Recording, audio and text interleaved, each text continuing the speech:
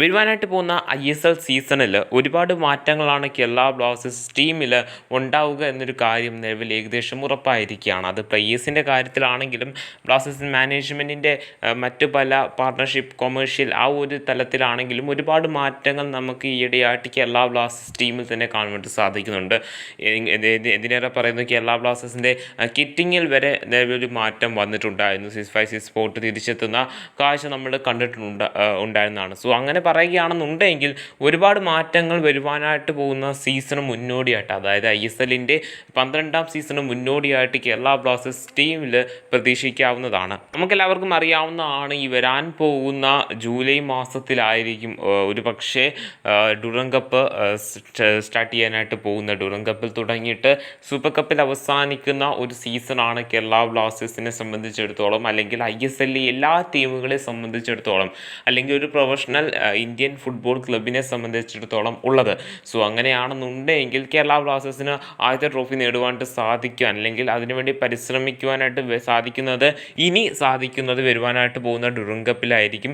So കഴിഞ്ഞു പോയൊരു super കപ്പിൽ കേരള ബ്ലാസ്റ്റേഴ്സ് പരാജയപ്പെടുന്ന കാഴ്ചയൊക്കെ നമ്മൾ കണ്ടിട്ടുണ്ടായിരുന്നതാണ്.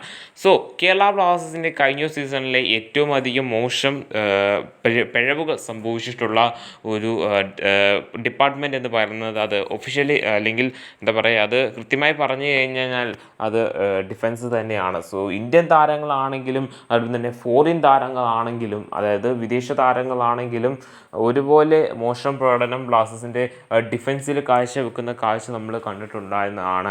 എടുത്ത് പറയുകയാണെന്നുണ്ടെങ്കിൽ മിലോസ് റിൻസിച്ചിൻ്റെ പ്രകടനം കേരള ബ്ലാസ്റ്റേഴ്സ് മാനേജ്മെൻറ്റ് ISLലെ 10ാം സീസണിൽ കേരള ബ്ലാസ്റ്റേഴ്സിൽ അദ്ദേഹത്തെ ടീമിലേക്ക് എത്തിച്ചതിന് ശേഷം ഒരു സീസണും കൂടി കേരള ബ്ലാസ്റ്റേഴ്സ് അദ്ദേഹത്തിൻ്റെ കോൺട്രാക്റ്റ് എക്സ്റ്റെൻഡ് ചെയ്യുന്ന നമ്മൾ കാഴ്ച കണ്ടിട്ടുണ്ടായിരുന്നതാണ്.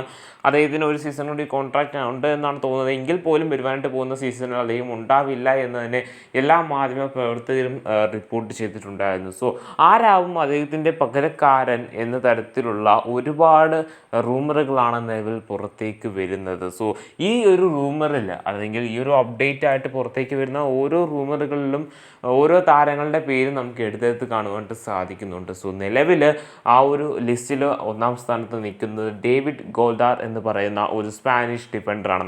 നമുക്കെല്ലാവർക്കും അറിയാം, കേരള ബ്ലാസ്റ്റേഴ്സ് ടീമിലേക്ക് എത്തിച്ചിട്ടുണ്ടായിരുന്ന ഒരു സ്പാനിഷ് കോച്ചിനെയായിരുന്നു. സോ ബ്ലാസ്റ്റേഴ്സ് ഒരു സ്പാനിഷ് സ്ട്രൈക്കറിന് വേണ്ടി പരിശ്രമം നടത്തി അത് ഫെയിലാവുന്ന കാഴ്ച നമ്മൾ കണ്ടിട്ടുണ്ടായിരുന്നതാണ്. സോ അതിനാൽ തന്നെ വരുവാനായിട്ട് പോകുന്ന സീസണിൽ കേരള ബ്ലാസ്റ്റേഴ്സിൻ്റെ കോച്ച് ഒരു സ്പാനിഷ് ടീമിനെ ബിൽഡ് ചെയ്യാനാണ് ശ്രമിക്കുന്നത് എന്ന് ഇതിൽ നിന്നൊക്കെ തന്നെ വ്യക്തമാണ്.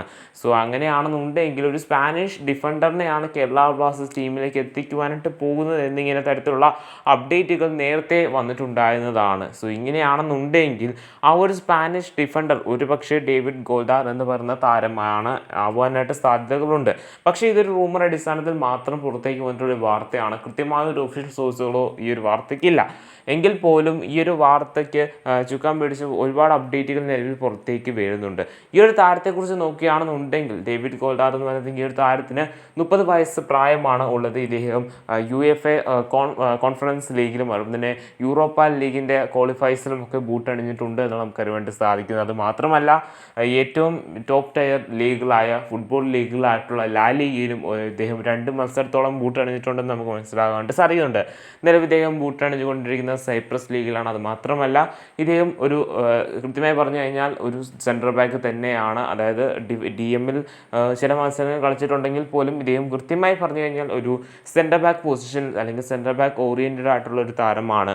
സോ അതിനാൽ തന്നെ മിലോസ് റിൻസിച്ചിൻ്റെ ഒരു പകരക്കാരനാവാനായിട്ടുള്ള എല്ലാ സാധ്യതയും ഉണ്ട് ഈ ഒരു താരത്തിന്. എങ്കിൽ പോലും 30 വയസ്സുള്ളൊരു താരമാണ്. ഇദ്ദേഹത്തെ ഒരുപാട് നാൾ കേരള ബ്ലാസ്റ്റേഴ്സിനെ ഫ്യൂച്ചറിൽ ഇൻവെസ്റ്റ് ചെയ്യാൻ വേണ്ടി സാധിക്കുന്നതല്ല.